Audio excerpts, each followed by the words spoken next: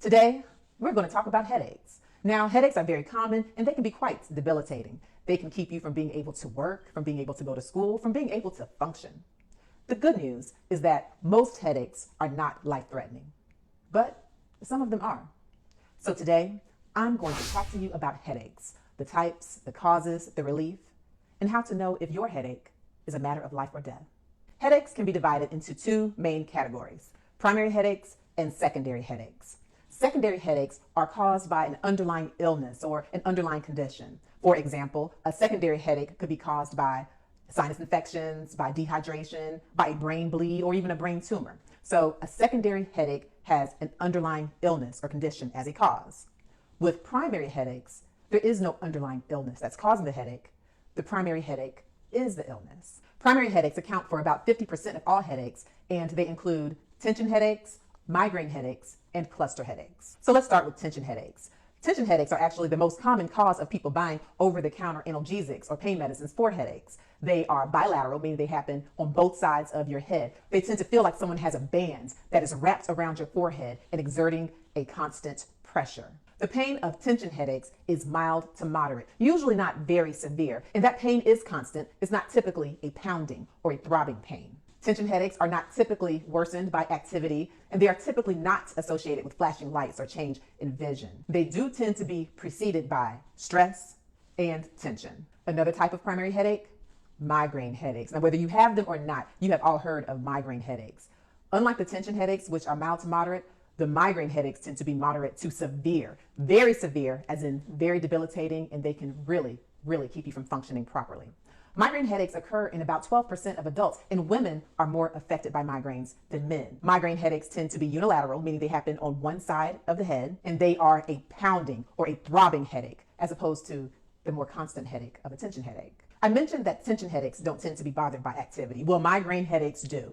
People with migraines don't like a lot of activity. Even things as simple as walking or climbing can worsen or exacerbate a migraine headache. Bright lights tend to worsen migraine headaches, as well as loud noises. There are different phases to migraine headaches. There can be a prodrome, which consists of certain symptoms that occur 24 or up to 48 hours before the actual migraine headache even starts. Some prodrome symptoms may include yawning, irritability, depression. And for people who have recurrent migraines, many of them can time when the actual headache will hit just based on when their prodrome started.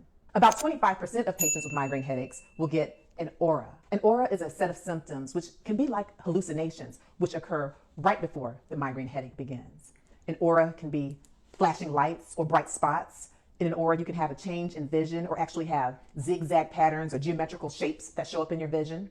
An aura can also include a tingling or numbness of the fingers, of the hand, or even a tingling or numbness in the face. In other words, the symptoms of an aura before a migraine headache can be very similar to symptoms of a stroke. Please be sure to watch my YouTube video on strokes after you finish watching this video. For some migraine patients, within a matter of minutes of the aura stopping, the migraine headache begins. And remember, the migraine headaches can be moderate to severe, pounding, debilitating, and most patients with migraine headaches are soothed by being in a dark room where it's very quiet and where they're not moving. Some migraine headaches are associated with hormonal changes. Many young girls first develop migraines during puberty, and some menopausal women note a change in their migraine headaches. Migraine headaches can last anywhere from 3 hours to 3 days. The cluster headache is another type of primary headache.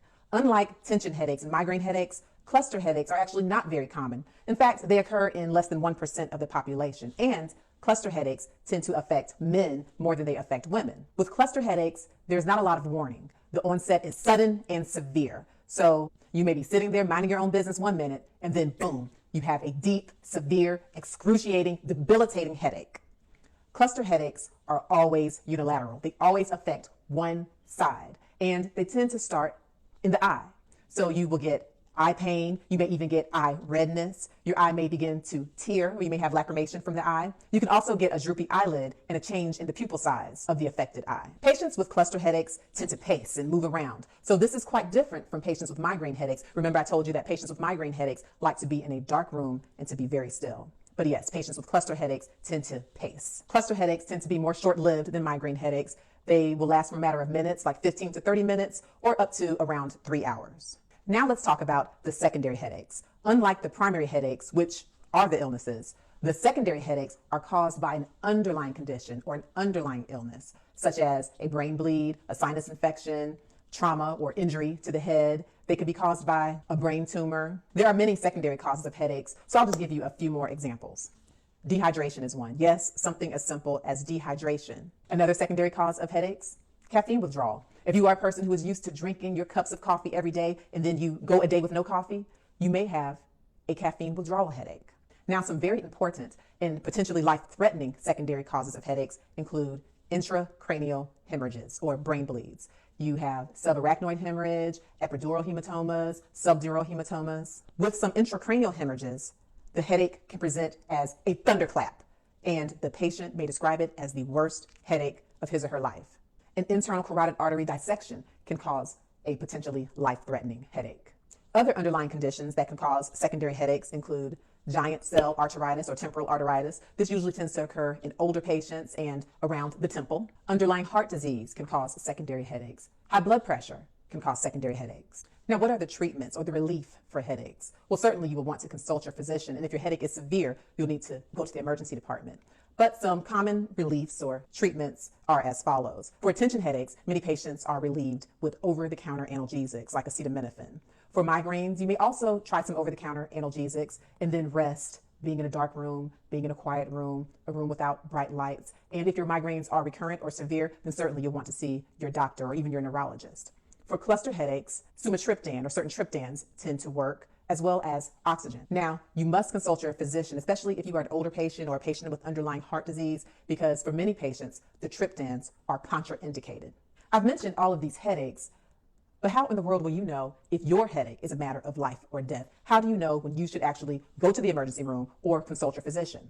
Well, if your headache is severe, and if you would describe it as the worst headache of your life, you definitely want to activate the emergency medicine system. If you have a seizure or confusion or a change in mental status, you should certainly consult your doctor. Or if you actually pass out, if you have a syncopal episode with your headache, you should consult your physician. Also, if your headache is associated with a fever or a stiff neck, you should consult your doctor because these could be symptoms of meningitis as a secondary cause of the headache. If you are pregnant and have new onset headaches, you should consult your physician. And if you are over the age of 40 and all of a sudden you're getting new headaches, you should consult your doctor. If you have neurological symptoms like numbness or weakness or tingling, you should also consult your doctor. Now, these could be signs of migraine headaches, but if these symptoms are new for you with your migraines, you should still see your physician. And if the headaches are just constant and recurrent and severe, and certainly if they're debilitating, you're just not sure, still see your doctor. Any of these symptoms I just described could be symptoms of a life-threatening cause of a headache.